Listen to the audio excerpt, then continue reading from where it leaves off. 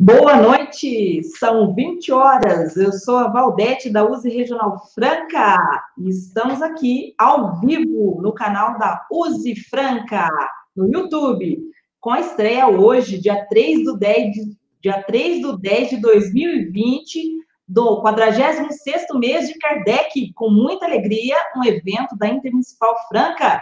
Boa noite, Mário. Boa noite, Valdete. Boa noite, amigos internautas que nos acompanham. Uma alegria estar aqui com vocês. Muito bem, nós também, muito contentes de estar com você, Mário. O Mário é empresário da área da tecnologia e construção civil, graduado em sistemas de informação, pós-graduado em análise de sistemas, presidente da Fundação Espírita Allan Kardec de Franca, vice-presidente da Livraria Idefran em Franca, vice-presidente do Grupo Espírita Luz e Amor, em Franca também, e conselheiro fiscal do IDEAC, Instituto de Difusão Espírita de Curitiba, Paraná. Olha, muito bem, colabora em vários pontos aí no movimento espírita. Muito bom. A palavra é sua. O tema de hoje, do Mário Arias Martinez, é Kardec e o caminho para a regeneração. Sejam todos bem-vindos. Muito obrigado, Valdete. Obrigado à USE por essa oportunidade maravilhosa de nós podermos abrir o mês de Kardec. E uma coisa muito bacana, porque nós estamos abrindo o mês de Kardec justamente no dia do aniversário de Kardec. Esse ano calhou de ser no próprio sábado, dia 3 de outubro, uma data muito festiva para nós espíritas. É uma data que nós utilizamos para homenagear este grande homem que foi o responsável por essa magnífica obra que foi a doutrina espírita. Uma obra capaz e destinada a regenerar o planeta Terra. É uma grande alegria, uma grande honra poder estar aqui fazendo esse trabalho de abertura. E como não poderia deixar de ser, nós vamos falar sobre Kardec. Nós vamos fazer uma homenagem a Kardec utilizando a sua própria obra. Kardec trabalhou por 12, 13 anos da sua vida, os 12, 13 anos finais da sua vida, durante 18 horas por dia. Ele se dedicou, ele se entregou, como ele sempre fazia com tudo aquilo que ele se dedicava. Foi durante 30 anos discípulo de Mesmer, estudando o magnetismo. Aquilo era uma grande preparação para a obra que viria a ser a obra mais importante de sua vida.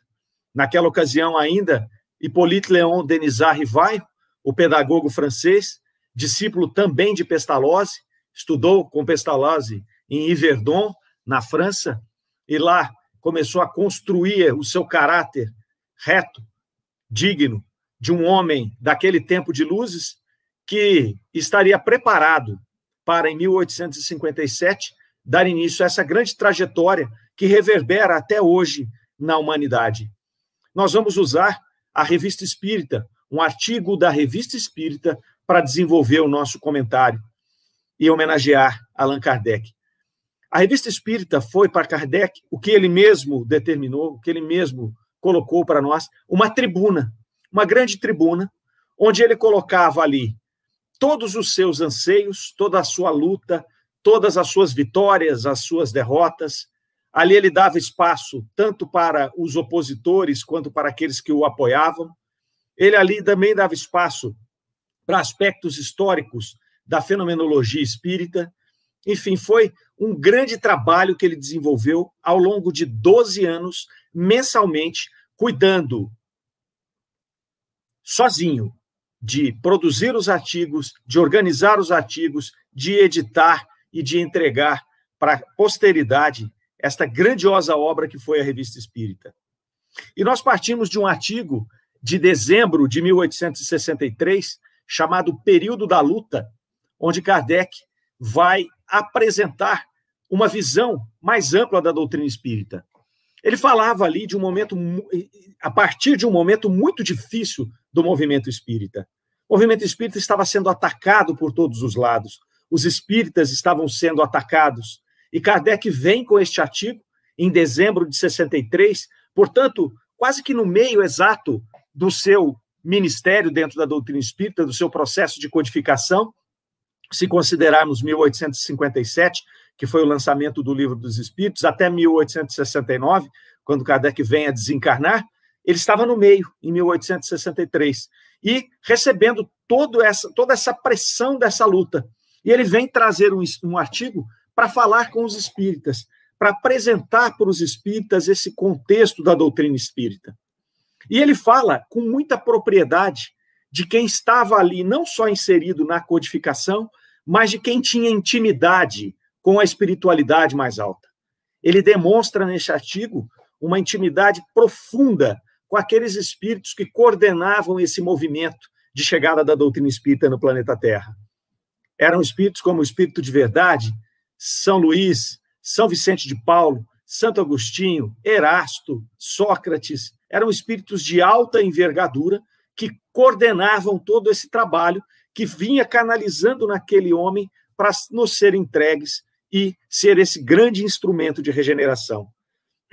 Ele vai demonstrar ali uma segurança muito grande com relação ao trabalho que ele vinha fazendo. Nós temos um trechinho desse artigo que demonstra esta segurança de Kardec.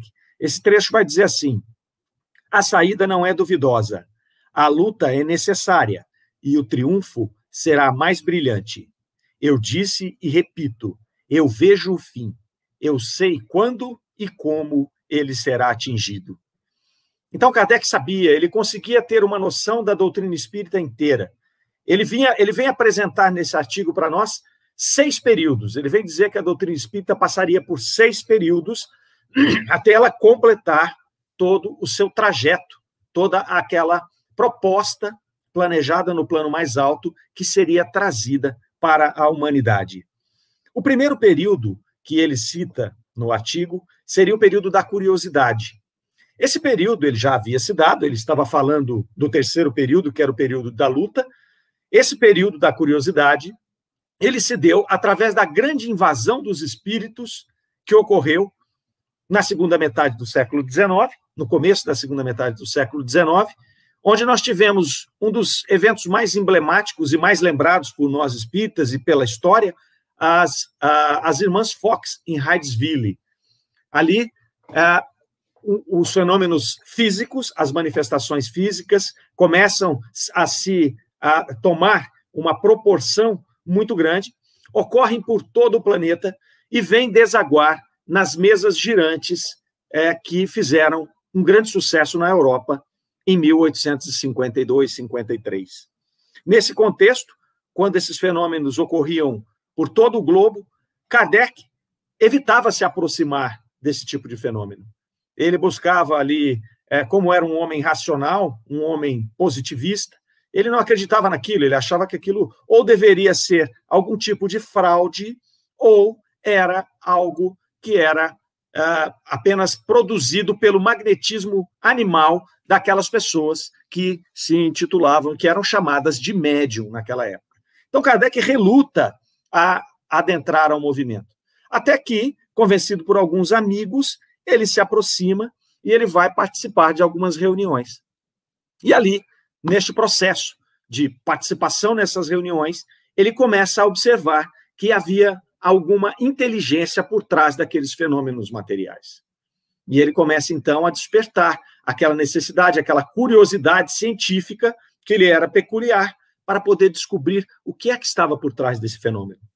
Começa, então, a catalogar, começa, então, a dialogar com esses fenômenos, com aquelas mesas que se comunicavam através de batidas, através de arranhões, através do cesto, que foi uma forma de comunicação, passando posteriormente para a psicografia e depois para a psicofonia.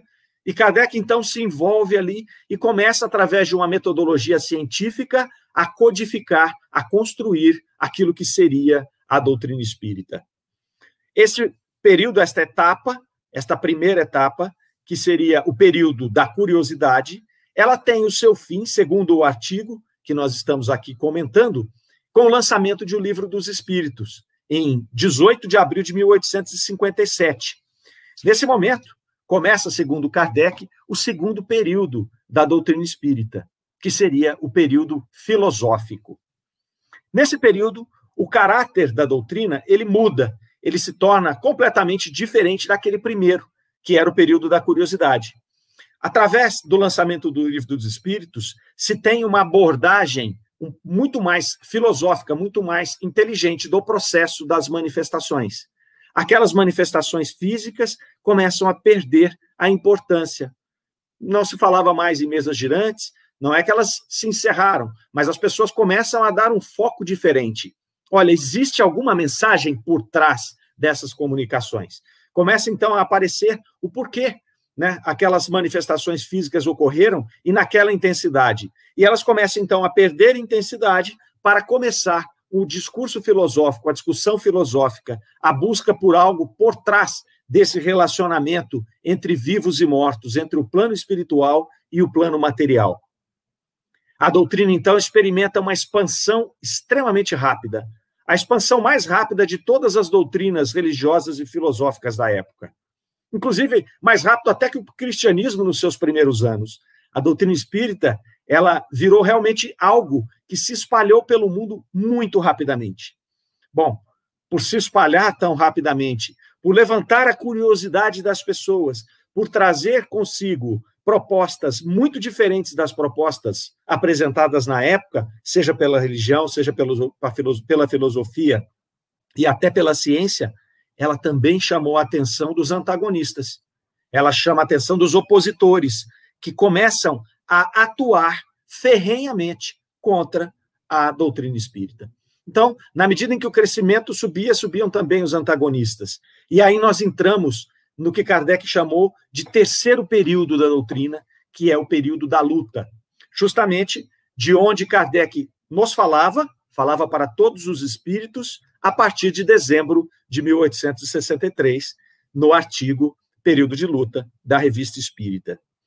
Esse período, Kardec define o seu início, o período da luta, através do Auto de Fé de Barcelona, que ocorreu em outubro de 1860, quando o bispo de Barcelona, numa atitude típica da época da Inquisição, confisca todos os livros espíritas que estavam na alfândega, que Kardec havia enviado para a Espanha, para serem distribuídos na Espanha.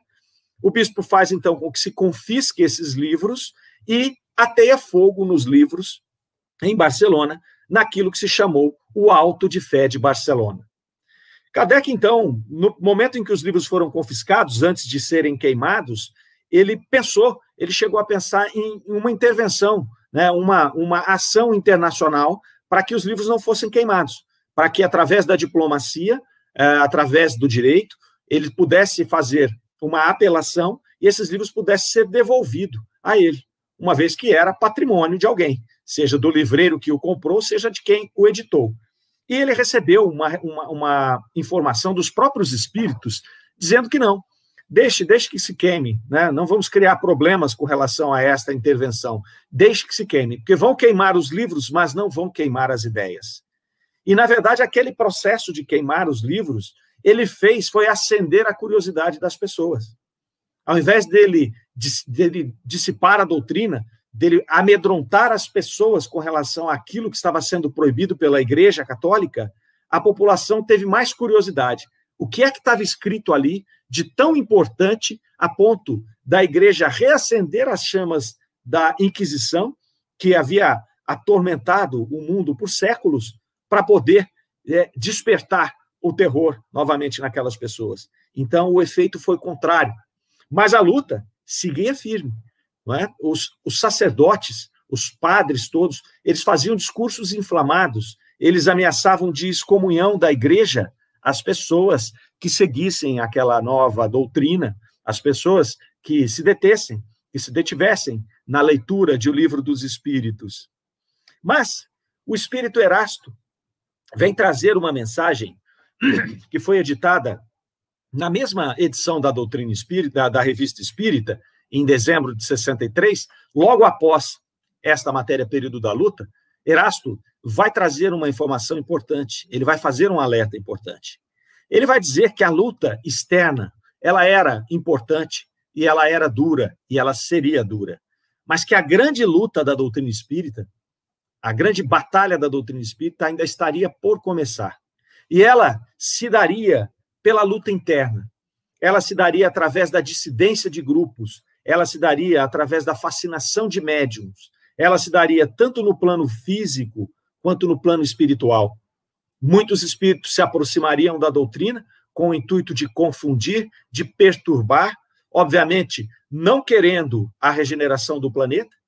Espíritos dedicados ao mal aproximar-se-iam da doutrina, fascinando seus médiuns, trazendo a confusão, trazendo a discórdia. Aí estaria o grande perigo da doutrina espírita.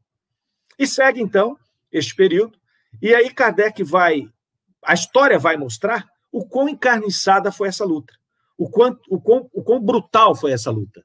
Kardec, então, segue lançando as suas obras, vai lançar em 64 o Evangelho segundo o Espiritismo, depois vai lançar o Céu e o Inferno, vai lançar, próximo de 68, a Gênese, e vem a desencarnar subitamente em 1869. Kardec desencarna no mesmo dia em que iriam inaugurar a Livraria Espírita na Vila Segur, que era uma área que havia sido comprada pela Sociedade Anônima, pela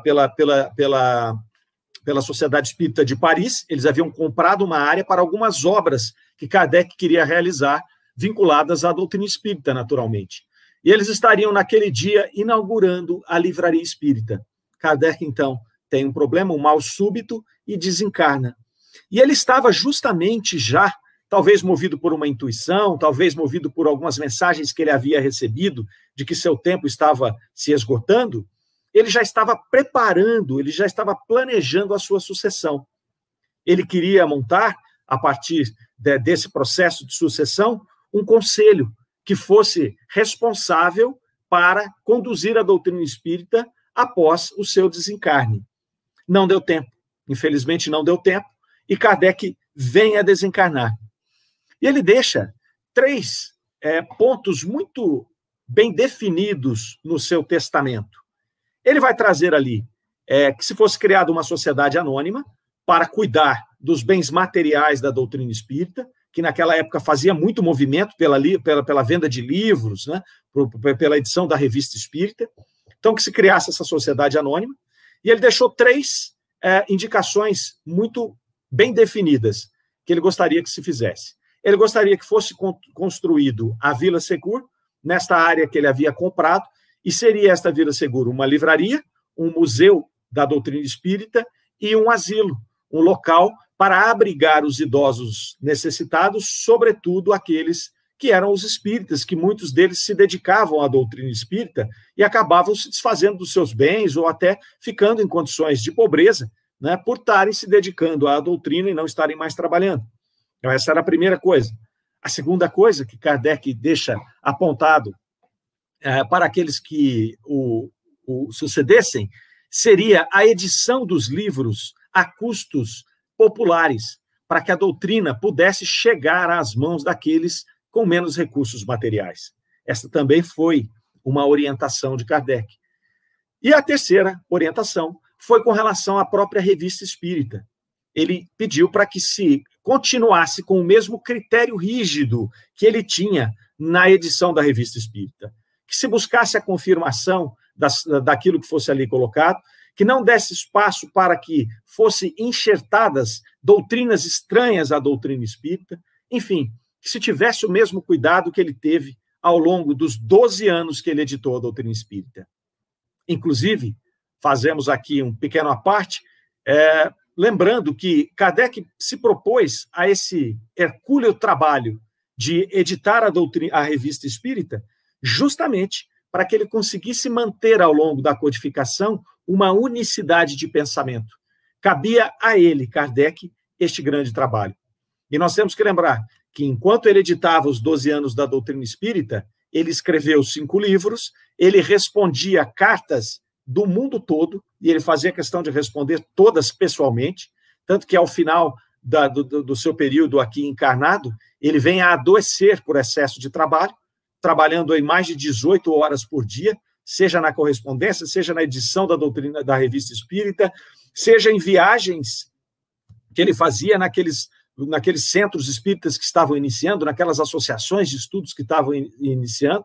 Nós temos aí relatos dessas viagens na própria Revista Espírita, né? Então, é um trabalho monumental que ele tinha.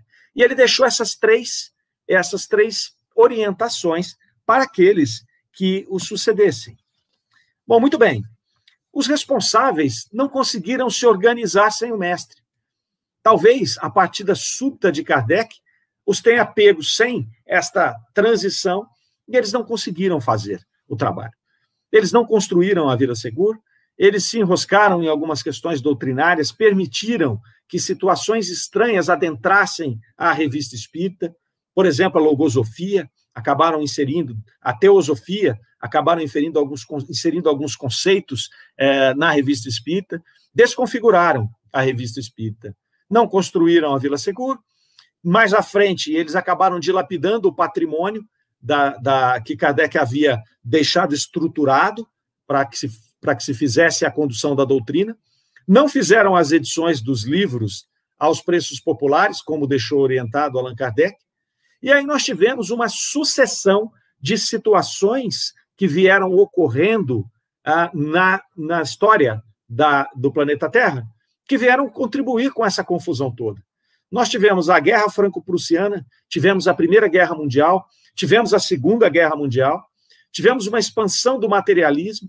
Essas três guerras, essas grandes guerras, devastaram a Europa, e ao final desse processo, nós podemos observar que a doutrina espírita sucumbe na Europa e em quase todo o globo. Todo aquele trabalho que Kardec havia feito, ele foi reduzido a quase nada. Nós tivemos a oportunidade de verificar isso pessoalmente em uma excursão, uma turnê que nós fizemos com o Cosme Massi, o conferencista Cosme Massi, por ocasião da comemoração dos 150 anos de O Livro dos Espíritos, e o conferencista foi fazer conferências em vários lugares da Europa, e ali nós pudemos observar que os centros espíritas que ali existem são muito pequenos e, em sua grande maioria, são formatados, são inaugurados e são conduzidos por brasileiros. Bom, muito bem. Nós tivemos, então, todo esse período que nós apresentamos essa colocação histórica que vai até o colapso da doutrina espírita no planeta e a sua quase extinção. E aí nós voltamos a 63, quando Kardec ali nos falava a partir do período da luta, naquele momento em que iria começar o processo de luta e que Erasto havia ali advertido a respeito dessa luta interna. Nós já contamos a parte histórica, então a história não mente, é o que aconteceu. E é interessante, porque Kardec tinha uma visão desses 6 períodos que ele vem demonstrar nesse artigo, uma visão de tempo que não é o tempo que aconteceu. Na verdade, ele consegue observar exatamente quais os pontos a doutrina espírita haveria de passar, e ele consegue também observar qual é o objetivo final da doutrina. O que ela vai concluir para a humanidade, para que ela foi criada no plano espiritual. Mas ali ele não consegue determinar o tempo. Kardec imaginava que o período da luta seria um período curto, e que entraria no próximo período que nós já vamos citar aqui, e que esse próximo período também seria um período mais curto. Kardec imaginava que o século XX seria já o século da regeneração da humanidade. Ele vinha de um processo muito veloz de progresso.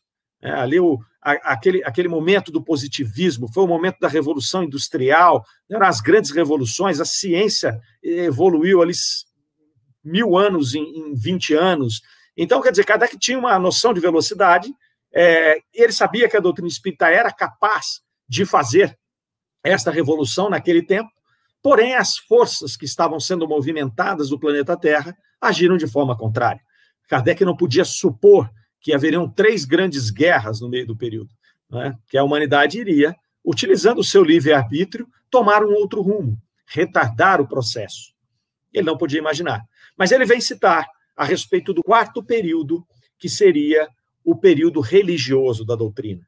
Então, nós tivemos o primeiro período, que foi o da curiosidade, o segundo período, que foi o filosófico, o terceiro período, que era o período da luta, de onde ele escreve o artigo, e ele já antevia o próximo período, o 4º período, que seria o período religioso da doutrina espírita.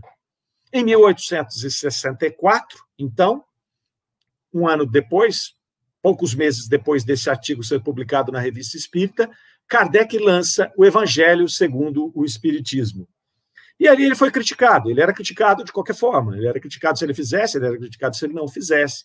Né? De qualquer forma, aquele período, os antagonistas estavam com os ânimos bastante exaltados com relação à doutrina espírita.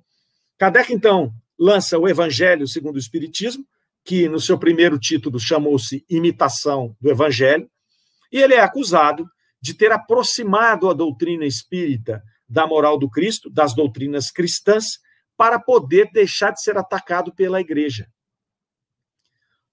Nós que estudamos a doutrina espírita, nós observamos que não é este o processo. Não foi Kardec que aproximou a doutrina espírita da moral do Cristo.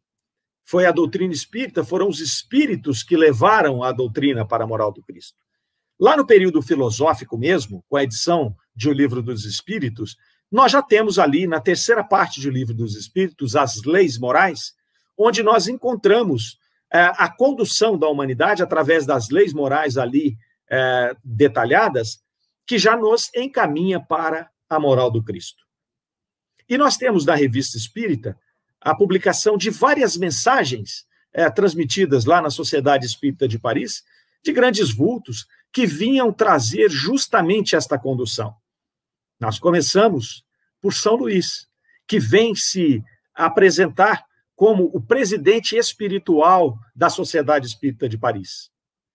Depois nós temos o Espírito de Verdade, depois nós temos São Vicente de Paulo, e o Erasto, e uma série de outros espíritos que, juntamente com as orientações que vinham trazer, com aquelas mensagens de vários temas que eles colocariam, eles colocavam temas muito relativos, muito referentes à doutrina do Cristo.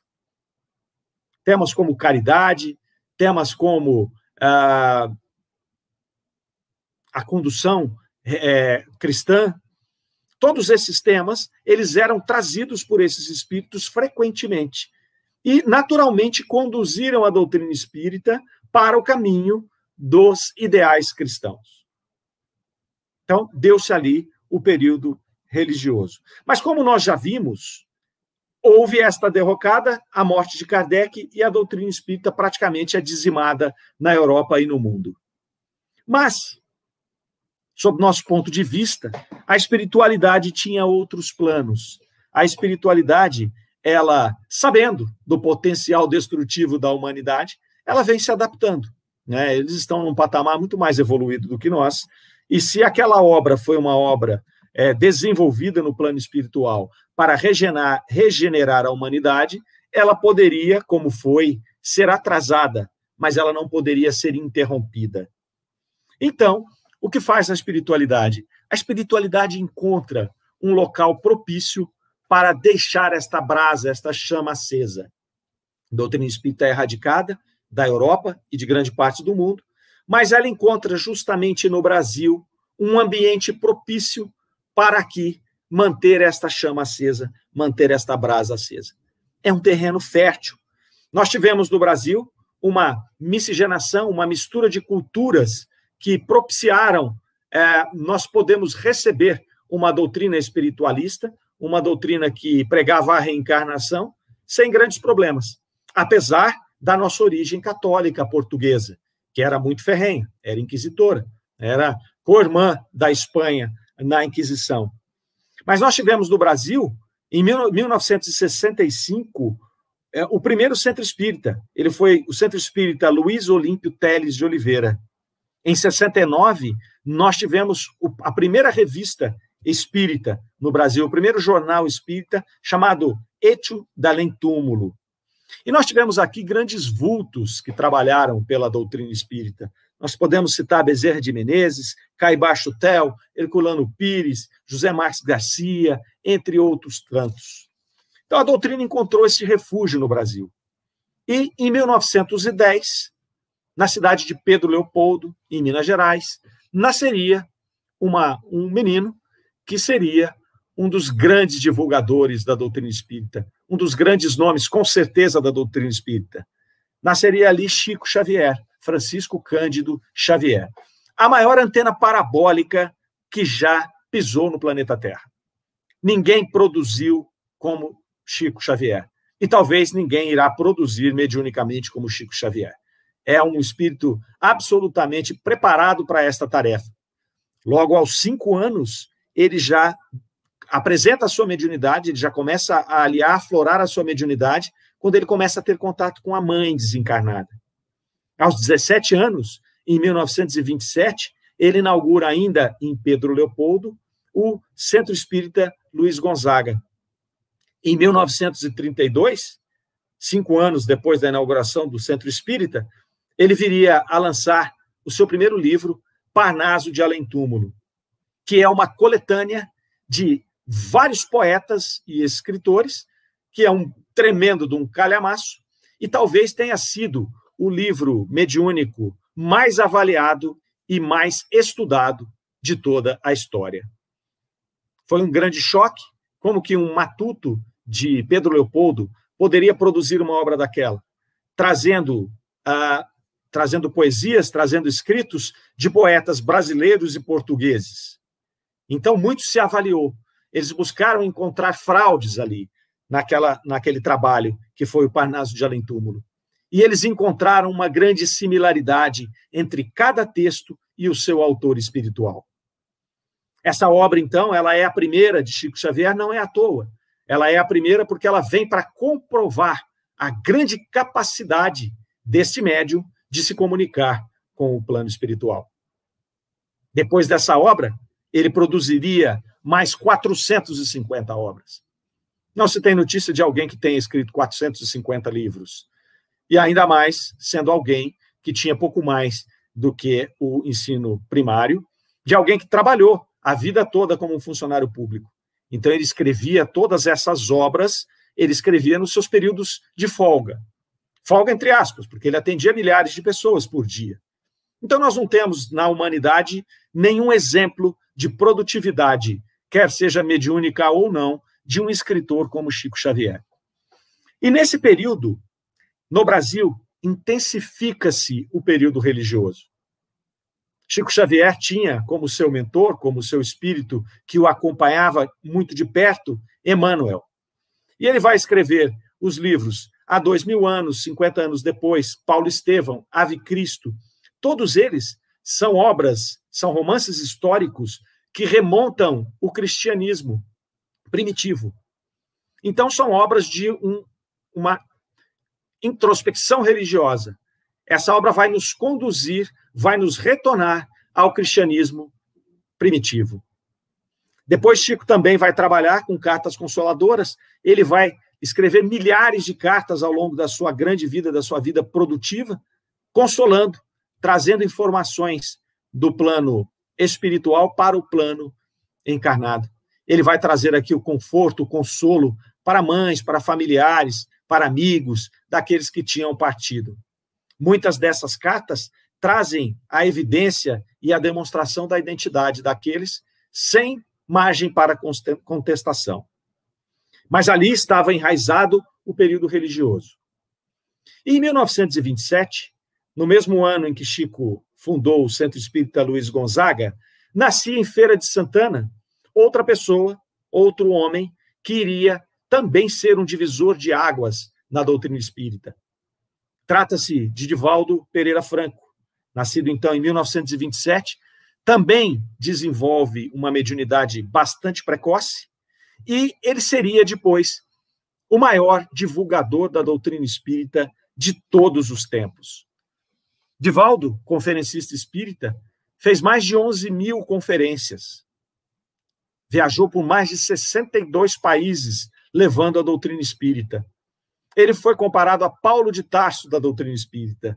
Obviamente que, guardando todas as proporções dos dois espíritos, nós podemos aí fazer este relacionamento, porque Paulo foi o responsável pela disseminação da doutrina do Cristo entre os gentios.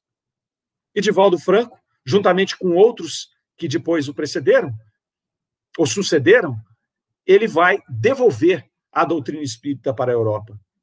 Divaldo também tem uma obra humanitária muito importante, chamada Mansão do Caminho. Hoje é um grande hospital, recebe também, acolhe também a milhares de crianças, e ele vai escrever também, no meio de todo esse trabalho, 240 livros. Então, nós temos esses dois grandes vultos, né? Obviamente, não desmerecendo todos aqueles outros que nós já citamos, que fizeram grandes obras no Brasil, mas nós temos esses dois grandes vultos, um responsável por essa grandiosa produção mediúnica, que foi Chico Xavier, e o outro responsável pela devolução da doutrina espírita para a Europa e também para todo o Brasil. Não foram 62 países visitados, com 11 mil conferências produzidas. Então, nós tivemos aí, nesse período, de 1945, 1950 para frente, uma grande expansão da doutrina espírita, e nós tivemos essa devolução da doutrina para a Europa. Nós vamos apresentar a doutrina espírita, reapresentar Kardec para a Europa. E nós tivemos muitos médios que sucederam aí, não sucederam Divaldo Franco, porque Divaldo está fazendo conferência até hoje, não é?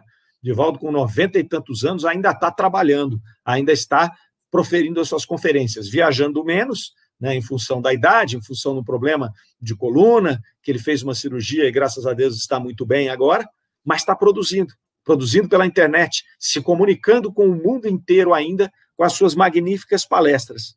Nós temos outros tantos que seguirão o mesmo caminho. Nós temos Raul Teixeira, nós temos o grande Cosme Massi, que já foi citado por nós aqui. Cosme Massi é o fundador do IDEAC, o Instituto de Divulgação Espírita Allan Kardec, fundador e mantenedor do Kardecpedia, onde existem todas as obras de Kardec catalogadas em 4 idiomas e relacionadas entre si. Então, se você quer estudar Kardec, o melhor lugar é www.kardecpedia.com.br. Ou você pode baixar o app também do Kardecpedia e ter todas as obras de Kardec em 4 línguas no seu celular. 4 por enquanto, porque o EDEAC está disponibilizando agora nos próximos meses também em italiano. Então nós temos em português, em inglês, em francês, em espanhol e agora em italiano também. Daqui a poucos meses esse trabalho vai ser disponibilizado. Então é um grandioso trabalho. Cosme Massi é um dos grandes estudiosos de Kardec, talvez o maior conhecedor de Kardec da atualidade, e esse grande trabalho do IDEAC visa devolver Kardec na íntegra para o mundo todo. Uma das premissas do trabalho do IDEAC, que está no planejamento do IDEAC, é traduzir a obra de Kardec para chinês e depois para as línguas indianas. Então é um trabalho monstruoso que levaria Kardec para bilhões de pessoas que talvez não o conheçam. Então é um grande trabalho. Então nós vemos que a doutrina espírita ela teve aquele declínio na Europa pós-guerra, vem a ser praticamente eliminada do planeta Terra, ela se desenvolve através de uma pequena chama no Brasil, cresce no Brasil e ela vai ser distribuída novamente para o mundo.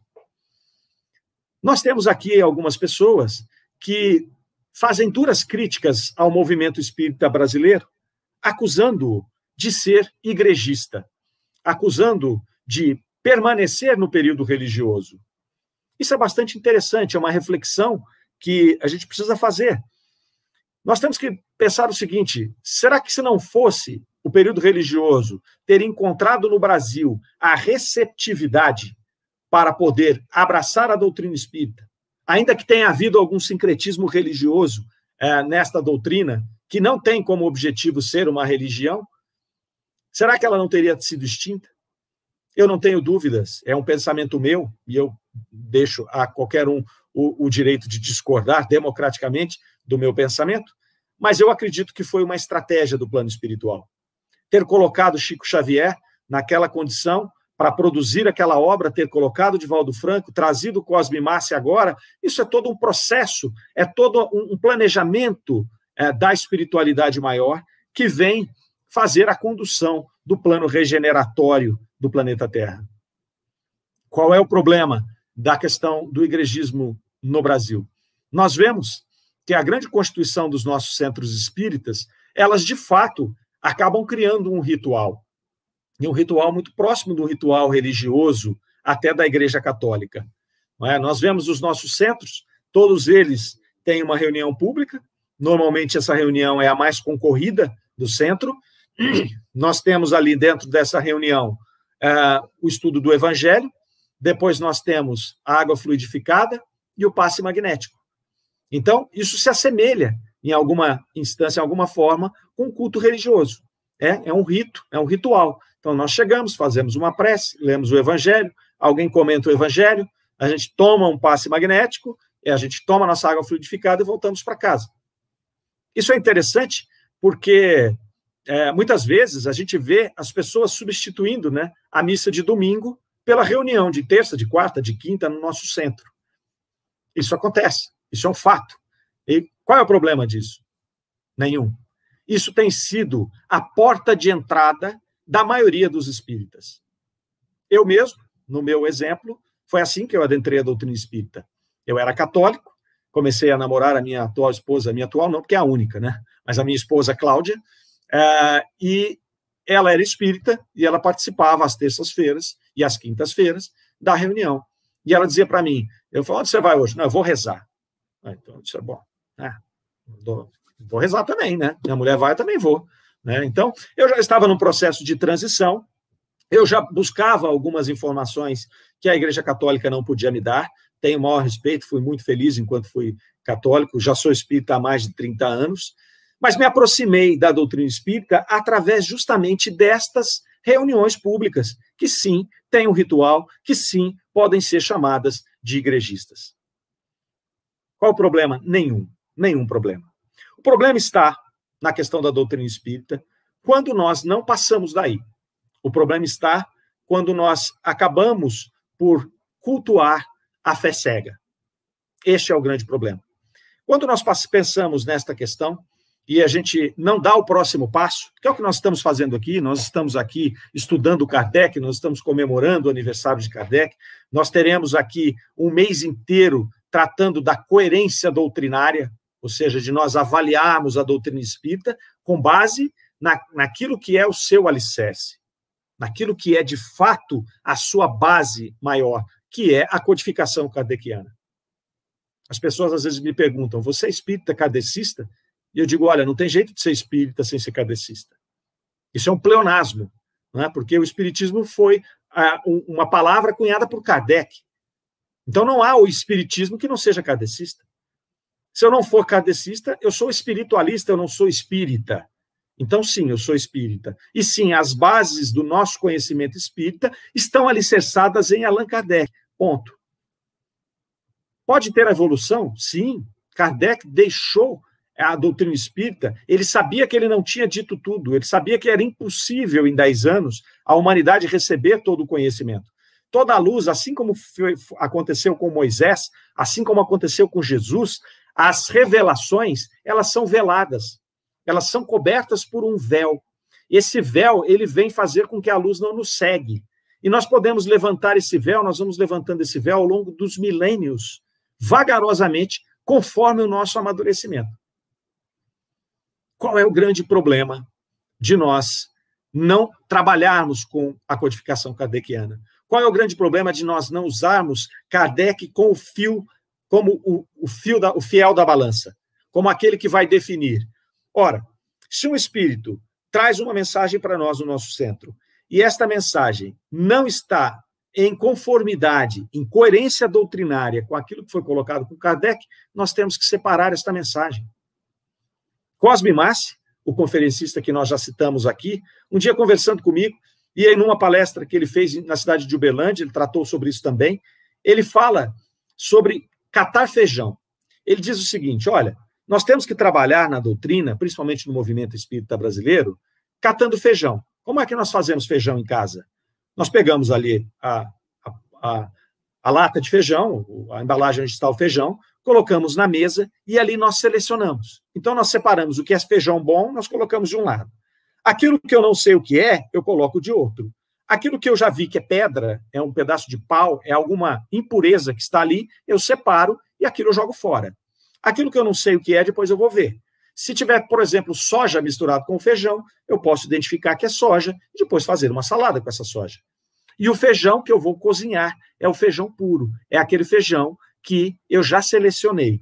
Então, ele vem tratar, ele traz esse exemplo didático, Cosme é um educador, é um filósofo, é um educador, ele vai trazer esse evento, esse exemplo didático, justamente para nos mostrar como é que nós temos que atuar, seja com mensagens mediúnicas, sejam com obras mediúnicas, com livros que nos chegam, com novidades. Nós temos que catar feijão. Nós temos que pegar uma obra e analisar esta obra inteira.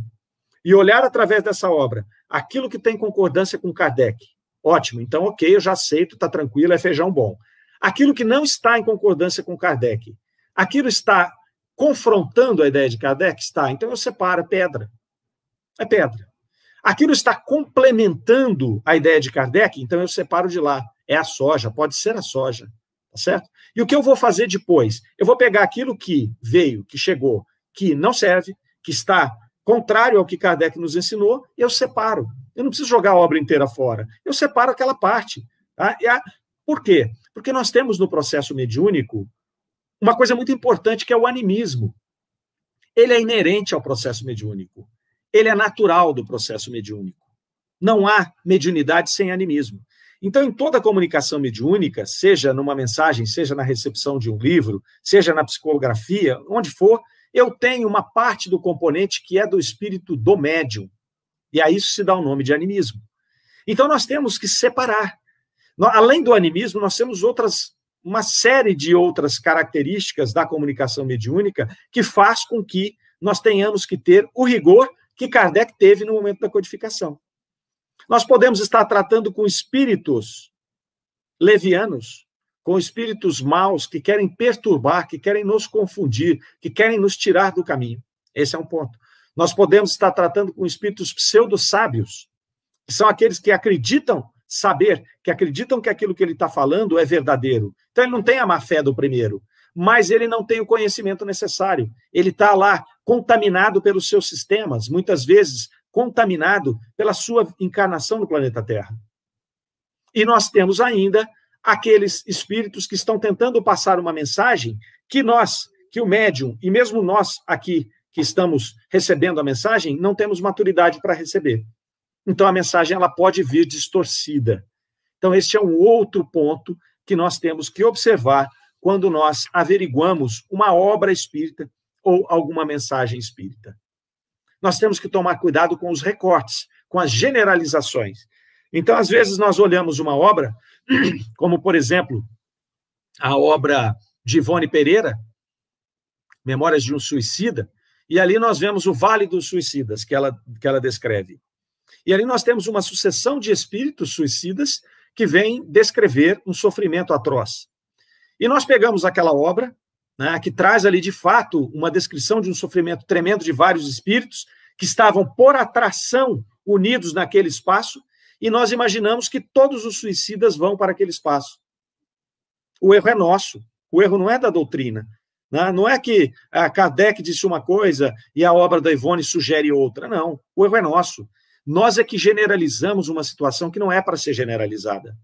Aqueles espíritos entrevistados ali, estudados naquela obra, eles estão naquele local. Mas nem todos os suicidas vão para um local daquele. Isso depende de uma série de fatores. Se nós formos olhar na Revista Espírita, no Céu e Inferno, nós vamos ver vários relatos de suicidas, cada um de um jeito. Cada um tem um grau e um tempo de sofrimento. Nós temos que tomar cuidado para não transformar a doutrina espírita, que tem que ser uma doutrina consoladora, em uma doutrina desesperadora. Então, nós temos que tomar cuidado com os recortes, tomar cuidado com aquilo que a gente pega e fala, então, todo mundo vai ser assim, todo mundo vai passar por um umbral, todo suicida vai para o Vale dos Suicidas. Não, não é assim. Não é assim que funciona. Nós precisamos estudar Kardec. E a ciência já vem nos mostrando como é que funciona este processo. O trabalho do professor Hernani Guimarães, ele traz um caso que chama a reencarnação de Jacira e Ronaldo, que nós aqui, por uma questão de tempo, não vamos nos alongar neste caso, mas eu convido ao nosso internauta a pesquisar na internet o caso Jacira e Ronaldo e observar o que acontece com o tio que se suicidou e que reencarna na sobrinha. Não há ali um tempo como o tempo que a gente imagina. O sofrimento dele foi logo dissipado pela nova encarnação e ele já teve uma nova experiência, ele já está seguindo a vida dele. Deus é muito bom, Deus não vai nos punir, Deus não vai nos colocar um tempo, isso é coisa nossa, são dogmas nossos que nós temos lá da Igreja Católica, do céu, do inferno, do purgatório, das penas eternas, essa coisa toda. Muito bem, voltando aqui aos nossos períodos, nós vamos então vendo que, enquanto o período da luta ele veio se arrefecendo, nós tivemos o período religioso ampliando a sua atuação. Período religioso vai se sobrepondo. Eles vão convivendo um determinado tempo. Mas hoje ninguém mais é perseguido por ser espírita. Muito pelo contrário, a gente muitas vezes é procurado porque as pessoas têm sede desse conhecimento, elas querem saber. E aí nós estamos agora, e também eu vou dizer para vocês que aqui é uma opinião pessoal minha, não é? Eu acredito que nós estamos no momento de transição. Nós estamos tendo uma sobreposição do 5º período que Kardec vai citar nesse artigo, que é o período da luta. Este 5º período, Kardec chamou de período intermediário. Kardec nem denominou, ele colocou que era o período intermediário e ele disse que mais tarde ele receberia a sua denominação. Kardec não conseguiu nem enxergar muito bem o que era. Ele falou, vai passar um período ali, depois do período religioso, que vai acontecer alguma coisa que o pessoal vai denominar. O que nós entendemos que é esse período? O primeiro é o retorno às origens, é o que está acontecendo, que nós já explicamos aqui, da devolução de Kardec, não só para a Europa, mas para o mundo inteiro, através dessas obras todas que nós já comentamos, do trabalho do IDEAC, do trabalho de Divaldo, desse trabalho todo que vem sendo essa devolução. Se nós observarmos hoje, nós vamos ver que Kardec está na moda. Né? Todos os centros espíritas voltaram a ter vários grupos de estudo de Kardec. O movimento espírita perdeu isso por um tempo. Nós tínhamos vários grupos de estudo de outras obras.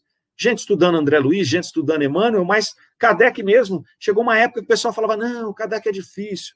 Não tem nada mais fácil que Kardec. Kardec era um pedagogo. A obra de Kardec é extremamente didática, é extremamente saborosa, é extremamente interessante. Ela nos convida a estudar cada vez mais. E, obviamente, esses outros esses complementos da doutrina espírita também podem ser estudados e devem ser estudados, mas sempre como Kardec, como fiel da balança. Então, o período intermediário ele passa por esta fase da devolução da doutrina espírita para o mundo, desse novo desejo por se estudar Kardec, e ele vai passar também por uma aproximação da ciência da doutrina espírita. Então, nós vamos ver as associações médico-espíritas, a AME, por exemplo, trabalhando nas obras de André Luiz, fazendo as comprovações científicas daquilo que André Luiz falou há 70 anos atrás, com o que nós conhecemos hoje, os nossos conhecimentos, à luz da doutrina espírita. Nós temos obras fantásticas aí. O Cérebro Triuno é uma delas, do Décio Iandoli, da Ivênia, e não me lembro o outro autor, eles são em 3. É fantástico, vai trabalhar nessa linha. Eles são especialistas em André Luiz, eles fazem ali um trabalho todo de ligação de André Luiz com Kardec, com a ciência, com os conhecimentos científicos atuais. Nós temos uma outra obra, produzida também por componentes da AME, que chama-se Contribuições de Joana de Ângeles à Saúde Mental. Então, eles pegam toda a obra de Joana de Ângeles e separam tudo aquilo que ela disse ao longo do tempo e vem confrontar com os nossos conhecimentos e práticas atuais da psicologia e da psiquiatria. É um livro muito, muito fantástico, é espetacular. Nós temos aí pesquisas, por exemplo, do LIP, que vai fazer pesquisas de água fluidificada, ele vai avaliar ali questões da água fluidificada com pesquisa quantitativa e vai nos mostrar que, sim, a fluidificação da água, ela traz um resultado, uma alteração no processo físico da alma. Nós vamos ter ali ainda o estudo na UFTM, Universidade Federal do Triângulo Mineiro, do Passe Espírita, pela professora Elida Mara Carneiro, que escreveu um livro sobre isso, fez trabalho ali com crianças, trabalhos, né, também quantitativos. E hoje nós temos Juiz de Fora fazendo um trabalho sobre reencarnação no Brasil. Então nós entendemos que esse 5º período é o período de aproximação da ciência com a doutrina espírita, a comprovação científica do espírito. E no nosso entendimento isso vai ter o seu ápice quando a nossa ciência convencional conseguir identificar, conseguir aceitar o espírito e a reencarnação. A partir daí, nós teremos uma modificação profunda na nossa medicina, no nosso direito, na nossa religião. Nossa medicina, que já caminha a passos largos na espiritualidade, haja vista que no SUS nós já temos aqui a medicina alternativa, a medicina integrativa sendo aceita, então nós temos Reiki, Jorrei, Yoga, isso tudo sendo aceito pelo SUS, né? E quando nós tivermos isso, nós vamos ter ali uma medicina holística. Da mesma forma, nós teremos no direito, trabalhando com uma nova forma de observar fronteiras, uma nova forma de observar a nacionalidade. E a religião, ela vai utilizar-se da doutrina espírita para que cada um, dentro da sua crença, da sua especificidade religiosa, possa atuar, mas compreendendo o espírito, compreendendo a reencarnação, ajustando as suas metodologias e os seus dogmas. E aí a doutrina espírita vai ter cumprido o seu papel de ser o futuro das religiões, e não a religião do futuro. E nós chegaremos, porque nós não estamos nesse período ainda, mas chegaremos lá, que é o 6º período que Kardec menciona no artigo, que é o período da renovação social.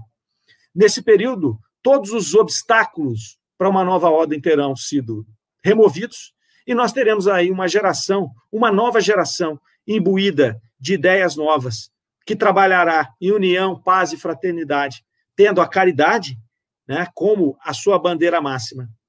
Todos nós estaremos ligados numa mesma crença, que não será mais uma crença religiosa ou até filosófica, ela será uma crença científica. A nossa ciência convencional vai ter admitido o espírito e a reencarnação.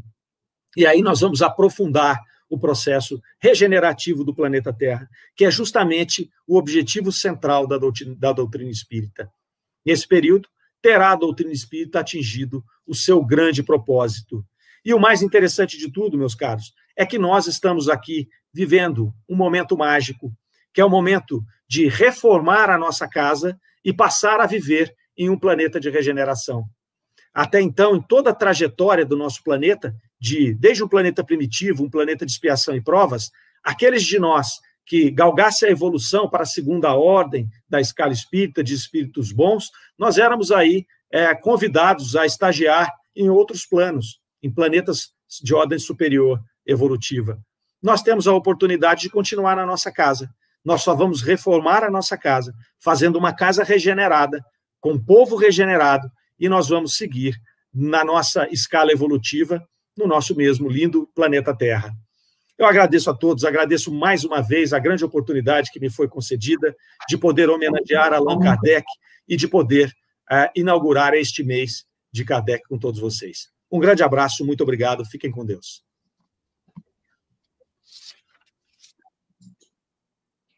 Aí, Mário Arias, belíssima palestra, grandes pontos que você mencionou da doutrina, parabéns, ficamos muito felizes, uma abertura excelente, você falou de Kardec com uma fluência, com uma sabedoria que poucos falam, parabéns pela palestra, viu? Fiquei muito orgulhosa de que ele falasse com tanta veemência sobre o nosso Kardec, sobre a doutrina, grandes ensinamentos, parabéns, viu? Nossa estreia foi aberta com chave de ouro. Muito obrigado, eu agradeço a oportunidade. Aqui. Amanhã, pessoal, teremos também a continuidade do 46º mês de Kardec, com André Sobreiro. O André Sobreiro é de Severínia, São Paulo. Ele vai falar da fundamentação, princípios e didática do Livro dos Espíritos. O Mário fez toda essa colocação hoje para nós, falando pontualmente de Kardec, e amanhã nós teremos a continuação falando do livro, de como foi fundado, foi fundamentado, da sua didática. Então, nós continuaremos amanhã com mais conhecimento, com mais aprendizagem. Como o Mário falou, a porta do centro espírita, dos grupos espíritas, está aberta. Talvez para a religiosidade? Sim. Agora é a vez do conhecimento filosófico e científico. Vamos aproveitar a oportunidade, vamos assistir, vamos ouvir, vamos ler. Está aí a oportunidade. É isso aí, Mário. Muito obrigado novamente. Um forte abraço a todos. Fiquem com Deus e aguardo vocês amanhã às 20 horas. Obrigado. Ao vivo.